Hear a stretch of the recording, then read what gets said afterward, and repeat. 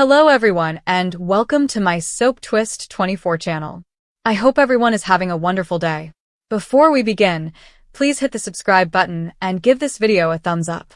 Dylan began to carry out the scheme she had been planning for a long time. The choice did not come as a quick burst of adrenaline or a dramatic discovery. Rather, it settled over her gradually, like dust amassing on a shelf she had stopped cleaning. One morning, she simply awoke and realized that the wait was over.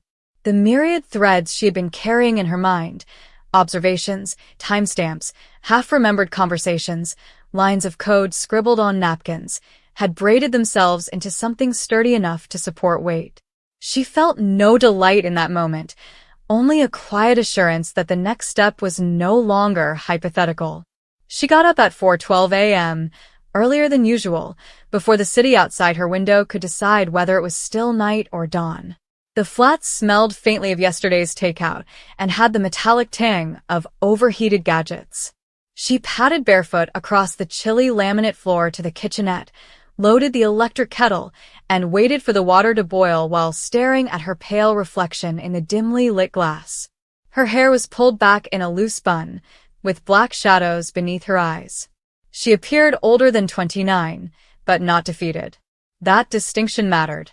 While the coffee spilled into the chipped mug, she turned on the secondary laptop, the one that never connected to her main Wi-Fi and was kept wrapped in a static-free sleeve inside a drawer beneath a false bottom. She had purchased it secondhand with cash in another city 18 months prior. Its MAC address had been randomized long ago, and its operating system was a stripped-down version of Linux that left almost no forensic trace. She connected it directly to a portable 4G modem she had purchased under a different name. No home network. There is no unprotected router in the neighboring house. There is no trace that can be easily followed back to this address. She launched the browser in private mode, went to an Onion site she had bookmarked months before, and downloaded the most recent version of the tool she required. It was a short Go binary, less than 2 gigabytes, designed to chain together many mixing services in a single pass. She compared the SHA-256 hash to the value posted on a pseudonymous developer's profile. The numbers matched. She launched the file, watched it unpack itself onto a RAM disk, and then destroyed the original. Nothing persisted after the reboot. The ledger followed shortly after. She kept it in an encrypted container that needed a 23-word passphrase based on a poem she used to adore but now detested. The container opened, revealing a single spreadsheet with 17 tabs.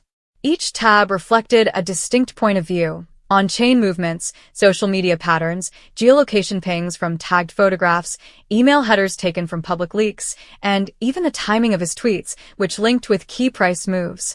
She initially cross-referenced everything manually before using Python programs to automate the correlation. The scripts were executed locally, never reaching the cloud. The most crucial tab was simply titled Window. It had a single date and time range, 72 hours and 47 minutes after the filing of any governance proposal that changed the time lock parameter. She had picked 47 minutes because it was an uncomfortable, inconvenient length, long enough to feel arbitrary, but short enough to make manual monitoring challenging. Marcus had always preferred rounded numbers. He would never imagine a trap set around such an unattractive digit. She sipped her coffee. It had already become bitter and practically frigid. She didn't mind. The first active step was deceptively simple. She signed into 3 separate accounts that she had grown over the previous year. Each account had a unique personality: posting history, follower count, and time zone. The first belonged to Linh Nguyen Phi, a purported Vietnamese graduate student interested in yield optimization. Linh uploaded screenshots of APYs, asked simple but insightful questions on Discord, and occasionally made memes about moon emojis. The second was Zero Exaudit Anon, a gray hat security account that avoided obvious malice but enjoyed pointing out theoretical flaws in other people's work. The third was a low-effort bot called Pump Signals that operated merely to amplify anything with the project's ticker symbol. Linh's account shared an old discussion discussing governance risks in DeFi 2.0 protocols. She made a single comment: Still wild that some projects allow token whales to vote to shorten time lock to 0. Risky? Or just efficient? There was no accusation. Just a query put into the water to see what happens. From Zero Zodinon's account, she posted a short technical note. Reminder: many governance contracts allow time lock reduction with only 10 to 15% quorum if turnout is low. Seen it exploited indirectly via flash loan vote buying. Not saying it applies here, just saying it's possible. She attached a link to an academic paper on flash loan governance attacks. The paper was real, dense, and uninteresting. Perfect cover. Pump Signals merely spammed 3 identical replies to Marcus's most recent promotional tweet, Rocket, Rocket, Rocket LFG.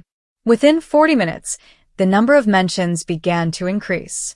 Not explosively, nothing that would set off spam filters, but consistently. Enough to get the community manager's attention. Enough for Marcus' phone to vibrate during his morning espresso. She closed the laptop, switched it off, removed the battery, and placed it in the drawer. She then showered, dressed in plain clothes, and returned to her day job as if nothing had happened. At the co-working space, she patched issues in a fintech dashboard that no one used. She responded to Slack messages with nice efficiency. She ate a sandwich munch her desk, pretending to study documentation. All the while, a little portion of her mind ran calculations. How many hours till the proposal appeared, how many votes Marcus controlled through proxies, and how rapidly the mixer would tumble the cash once the drain was activated. Days passed in an unusual double beat. Surface normalcy, subsurface countdown. Marcus posted the proposal on the 11th day, following her subtle seeding. Proposal number 47 was posted on the governance portal at 8:14 Universal Time Coordinated. The title was unremarkable. Optimize governance responsiveness, reduce time lock to 4 hours. The explanation highlighted agility, market conditions, and user security. Charts demonstrated how competitors had already reduced their delays. Within minutes, a few friendly whales expressed their support. Voting is now open. Dylan didn't vote. She was watching. The proposal passed the quorum 41 hours later. The time lock countdown began. 4 hours till the execution window, but the important 72-hour plus 47-minute threshold was what mattered to her. She waited. She sat down at the kitchen table again 72 hours and 47 minutes after her capitulation. The identical chipped mug. The same cold coffee. The same blue light creates shadows on her face. She unlocked the secondary laptop. She accessed the wallet interface, which controlled the ignition address. She initiated the function. On-chain, the sequence proceeded with mechanical grace. A quick loan request for 18,000 bundled ETH. Approval checks were passed due to Marcus's long-forgotten expenditure allowance granted during a late-night pair programming session 2 years ago. The funds traveled in a dizzying carousel through 17 intermediate contracts. At the end of the path sat his heated wallet. The contract extracted all it could find: stables, governance tokens, and a few stray NFTs that he had forgotten about. The total was depleted in less than 70 seconds.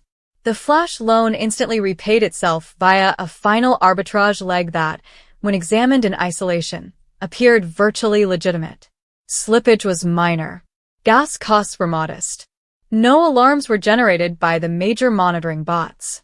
She watched while the transaction was confirmed. Then she closed all the tabs, turned off the laptop, and sat in solitude. Outside, a delivery scooter zipped by. Down the hall, a neighbor coughed. The clock ticked. She felt no success, only the quiet relief that comes from completing a lengthy, painstaking effort. The money was secondary. It would be shuffled through so many layers that even the best chain analysis firms would fail to follow it beyond the 4th hop. She had previously directed sections to privacy-focused bridges, Monero swaps, and decentralized exchanges that did not require KYC. Some might eventually turn into cash through modest peer-to-peer transactions in several locations. Most would simply sit, untouched, in addresses with little meaning. The actual payload was absence.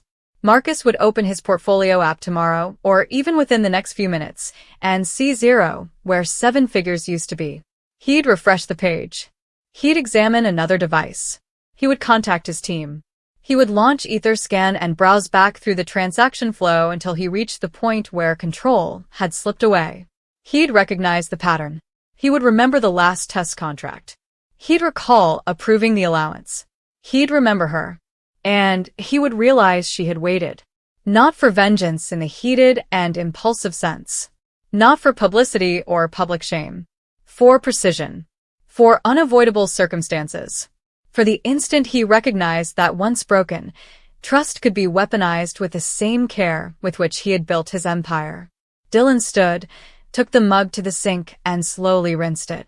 She dried her hands with a dish towel that had seen better days. Then she proceeded inside the closet, pulled a loose floorboard, and examined the metal plates engraved with a seed word. She didn't touch them. She just confirmed that they were still there. She may need them again in the future. Or she may not. Regardless, the scheme was no longer a plan. It was history, immutable, recorded on thousands of nodes around the world, and engraved into blocks that no one could change. She replaced the floorboards, turned off the lights, and lay down on the narrow bed. For the first time in months, she slept without checking her phone. Outside, the city continued to breathe rapidly.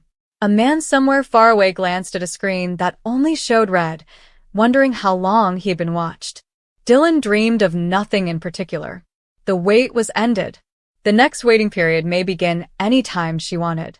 And she would make her decision carefully. Dylan began to carry out the scheme she had been planning for a long time. It did not begin with a big gesture or a single definitive action, but rather with a succession of minor, almost undetectable changes to her everyday routine. She awoke 10 minutes earlier than normal, paid closer attention when people spoke, and jotted down notes in a plain notebook she carried around. To anyone watching, she appeared unaltered, the same measured pace, bland expression, and cautious distance from other people. But inside, a silent rearrangement was taking place, much like furniture being moved in a dark room. Dylan had been underestimated for many years, and not only by strangers. Friends assumed she was overly cautious and passive. Colleagues thought she was dependable yet unambitious. Even her relatives, who adored her, spoke of her as if her existence was predetermined, carefully planned, and limited in scope. Dylan didn't argue with any of them. She had learned early on that resistance attracted attention, and attention attracted interference. In contrast, silence left space. Space was where plans could develop. The scheme had no single genesis. It was not the result of a single angry night or a major injustice. Instead, it formed slowly, much like silt settles at the bottom of a river. Each disappointment adds another layer. Each instant of being overlooked added to the total. These layers hardened over time, forming a solid and clear determination to reshape her own life without seeking permission. She didn't see it as vengeance, and she avoided the word whenever it came to mind. What she desired was alignment. She wished that the reality she lived in would finally match the one she had been silently carrying inside her. Her first step was observation. Dylan was always skilled at watching people without being noticed, which she used to think was a weakness. She now considered it as an asset. At work, she focused on how decisions were made, rather than how the process was described in meetings. She noticed who spoke the most and who was the most attentive, and how infrequently those two groups coincided. She saw patterns, which emails received prompt responses, which were ignored, and which were forwarded with a single ambiguous message deflecting blame elsewhere. She learned the office's tacit norms, which were never written down but were observed religiously. At the same time, Dylan began experimenting with minor adjustments. She volunteered for tasks that appeared insignificant yet provided access to information. She asked seemingly naive inquiries that showed holes in other people's comprehension. She practiced speaking a little slower, letting her words land with weight rather than hurrying to fill silences. Each experiment teaches her something new. Some failed silently, teaching her what not to do. Others succeeded in subtle ways that only she observed, such as a door unlocking without making a sound. Outside of work, the scheme necessitated a different level of discipline. Dylan had to confront the routines she developed to keep herself comfortable but little. She stopped apologizing for taking up time and space. She declined invites that sapped her energy without providing anything in exchange. She spent her evenings studying talents that she had previously discarded as impractical, guided by the realization that utility was not always clear at first glance. Her apartment has also altered. She organized drawers and shelves for clarity rather than looks. Every item left behind has a reason to be there. There were moments of hesitation, of course. Late at night, when the city sounds faded and her thoughts became louder, Dylan wondered whether she was perceiving limits that did not exist. Maybe she could just ask for more, speak up, and be recognized. The idea captivated her with its simplicity. But she'd tried it before in small doses, and the consequences were always the same. Polite nods, hazy promises, and ultimate forgetting. Asking made her reliant on other people's willingness. In contrast, the scheme was based only on her own consistency. The modifications become more pronounced with time. Dylan found herself included in conversations that she had previously only overheard. People began to seek her advice, sometimes without understanding why they trusted it. She did not rush to capitalize on these changes. Patience was essential to her goal. She realized that going too rapidly would reveal her goals, which would elicit resistance. Instead, she pretended that others reached their judgments on their own, led by logic and circumstance rather than her meticulous control. One of the most difficult aspects of the plan was keeping her relationships while concealing how much she was changing. This proved particularly problematic for her closest friend, Mara. Mara had known Dylan since their early 20s and thought she understood her completely. Mara became anxious when Dylan refused to disclose facts and dismissed queries about her future. She was concerned Dylan was withdrawing or becoming secretive. Dylan soothed her with half-truths, insisting that nothing was wrong and that she was only sleepy or busy. She felt guilty about this, but she reminded herself that the seclusion was only temporary. She hoped that the outcomes would speak for themselves. The turning point occurred suddenly, as such times frequently do. A senior management announced a restructure that threatened Dylan's months of modest progress. Positions would be removed, responsibilities reassigned, and new leaders would be appointed. For many of her coworkers, the news was shocking. For Dylan, it was a test. The system had prepared her for interruption, but only if she trusted it enough to take decisive action. She spent a long weekend reading her notes and identifying the links she had laid out over time. She found allies who were unaware that they were allies, as well as vulnerabilities that had been overlooked since acknowledging them would be inconvenient. On Monday morning, she arrived early and sent a succession of carefully crafted notes. Each one fulfilled a unique purpose, yet none seemed urgent or aggressive.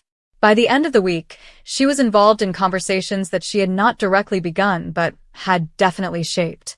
Dylan's position had shifted dramatically by the time the new structure was introduced.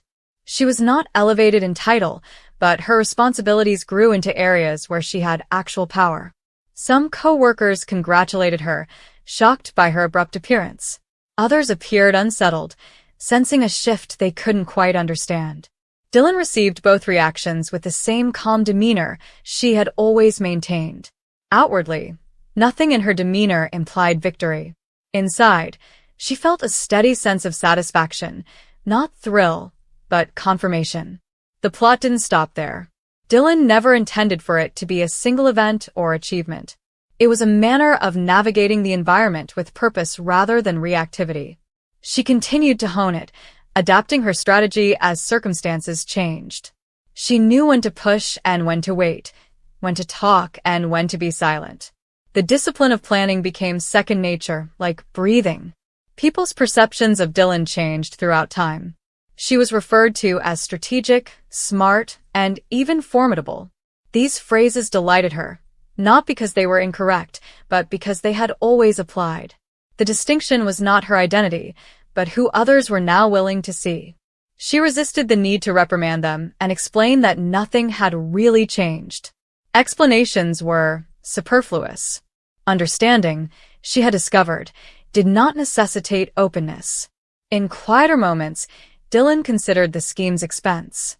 She had given up spontaneity, accepted uncertainty, and carried the burden of continual vigilance. There were days when she missed the simplicity of drifting and letting others make decisions for her. However, those moments passed fast. The autonomy she had gained surpassed her exhaustion.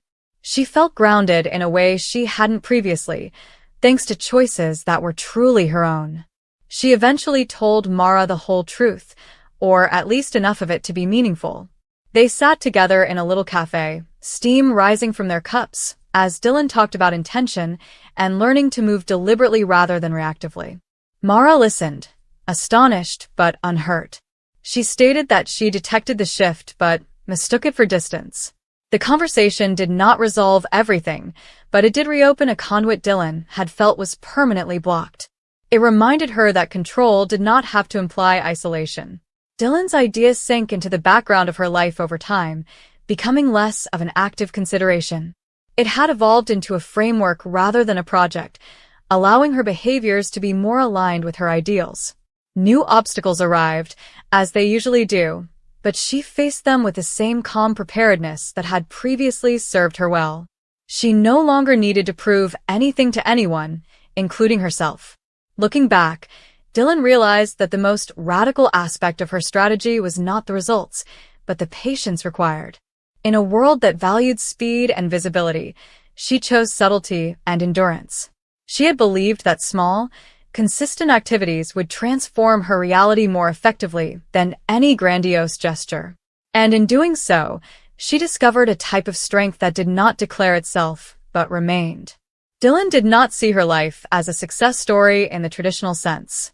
There were no dramatic advances or public successes to point to. What she had accomplished was quieter and, to her, more important. She had learned to navigate the world on her own terms, guided by a strategy that was never about manipulation or control, but rather about attention, intention, and the bravery to change gradually. In the end, that was sufficient.